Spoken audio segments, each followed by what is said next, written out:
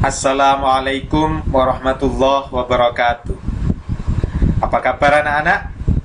Semoga kita senantiasa berada di dalam lindungan Allah Subhanahu wa Ta'ala, sehingga kita mampu melaksanakan aktivitas dan kegiatan sehari-hari dengan lancar, dengan sehat, dan dengan semangat.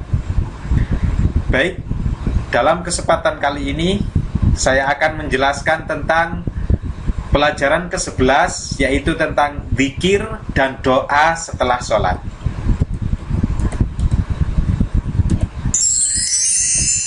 Yang pertama adalah pengertian zikir. Apa itu zikir? Yang dimaksud zikir di sini adalah mengingat Allah. Zikir mempunyai pengertian mengingat Allah atau menyebut nama Allah. Kemudian zikir dilakukan dengan cara mengucapkan bacaan-bacaan tertentu untuk mendekatkan diri kepada Allah Subhanahu wa Ta'ala. Zikir bisa membuat hati tentram dan tenang. Dengan berzikir, hati kita akan menjadi tenang, hati kita akan menjadi tentram. Itulah kenapa setiap kali kita dianjurkan untuk senantiasa berzikir atau senantiasa mengingat Allah.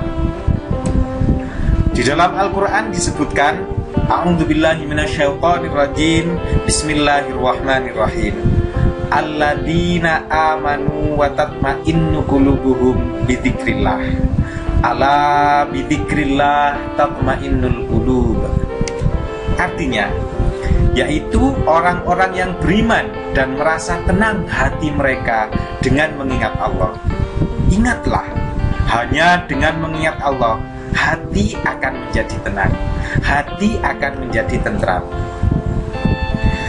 Jadi ketika kita dipenuhi dengan problema-problema hidup, permasalahan-permasalahan dunia, kita kembalikan kepada zikir. Kita senantiasa berzikir hati kita, mengingat Allah, Allah, Allah, dan lain sebagainya.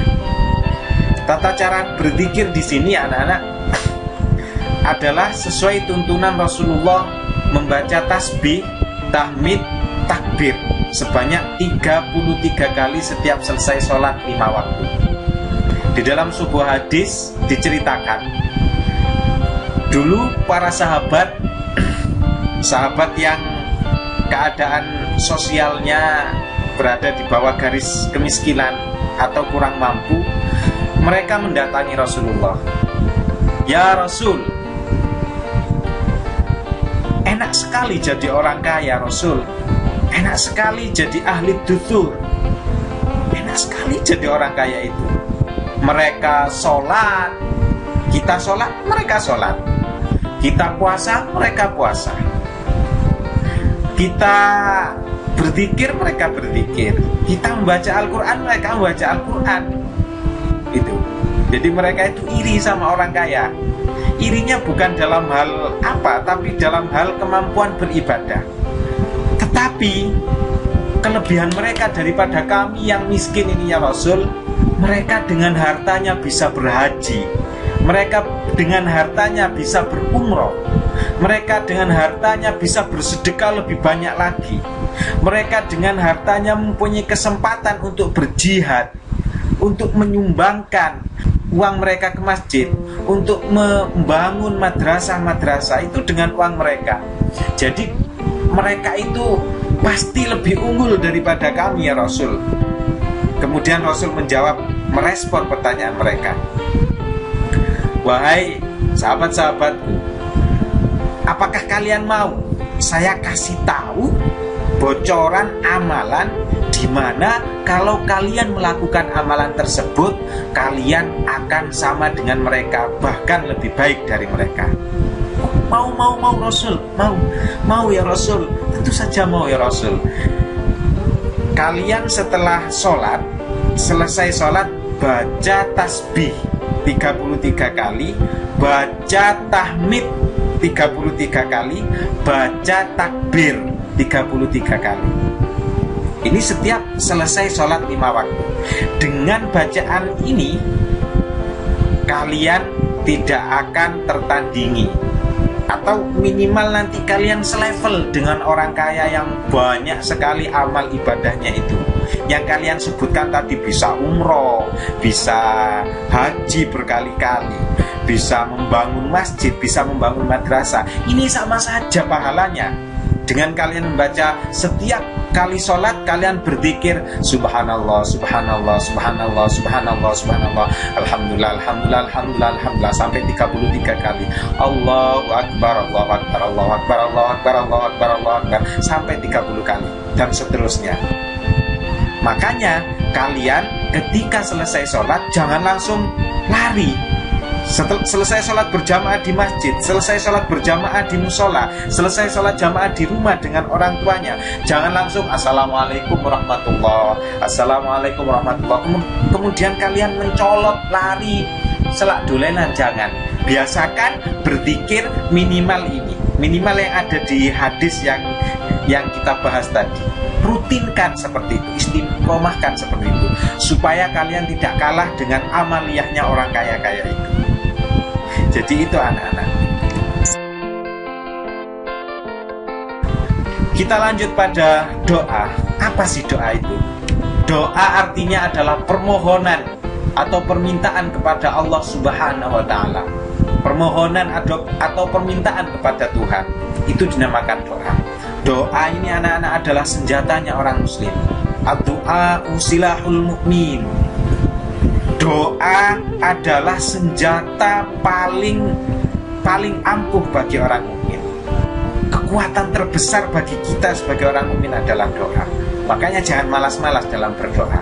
Dalam Al-Quran disampaikan, a'udzubillahi minasyaitonirrajim, bismillahirrahmanirrahim, ud'u rabbakum tadarru'an wa khufyah, innahu la yuhibbul mu'tadin. Artinya, berdoalah kepada Tuhanmu dengan rendah hati.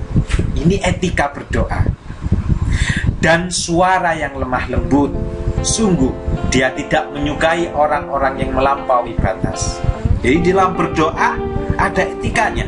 Kita disuruh rendah hati, kita tadarru, kita mengaku kepada Allah bahwa kita ini butuh, kita mengaku pada Allah bahwa kita ini adalah insan yang lemah. Kalau tidak ditolong, kalau tidak diberi oleh Allah, kita ini tidak ada apa-apanya. Kita tidak mempunyai kekuatan sedikit pun, secuil pun. Makanya dalam berdoa itu tadarruan. Kita itu harus tadarru, kita itu harus merendahkan hati, merasa bahwa kita itu hina di depan Allah, dan suara yang lemah lembut.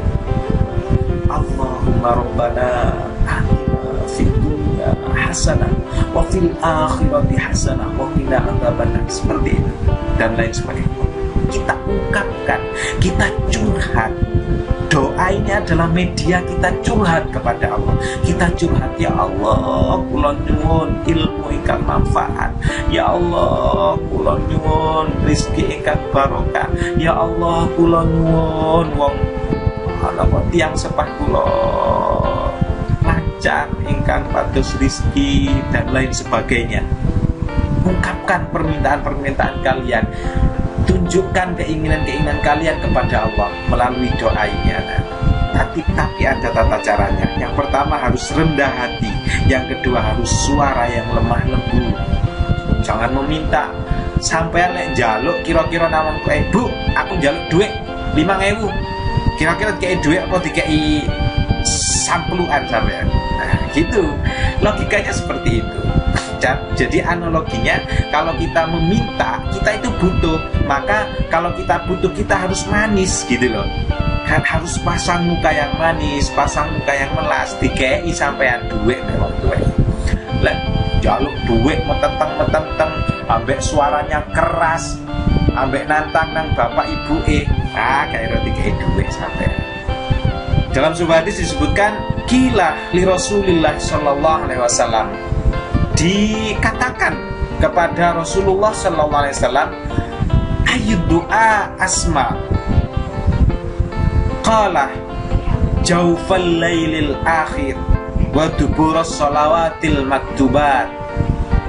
Ini kita membahas kapan waktu yang tepat untuk berdoa. Rasulullah memberikan informasi. Yang pertama, jaufal lailil akhir, pertengahan malam separuh yang akhir, artinya separuh akhir malam. Jadi jam 1 ke belakang sampai subuh. Ini mustajab, karena yang lain semuanya tidur, kalian terbangun, ambil wudhu, sholat, kemudian berdoa. Ini luar biasa, secepat kilat doa kalian. Kenapa? Karena nggak ada orang yang meminta lagi selain kalian.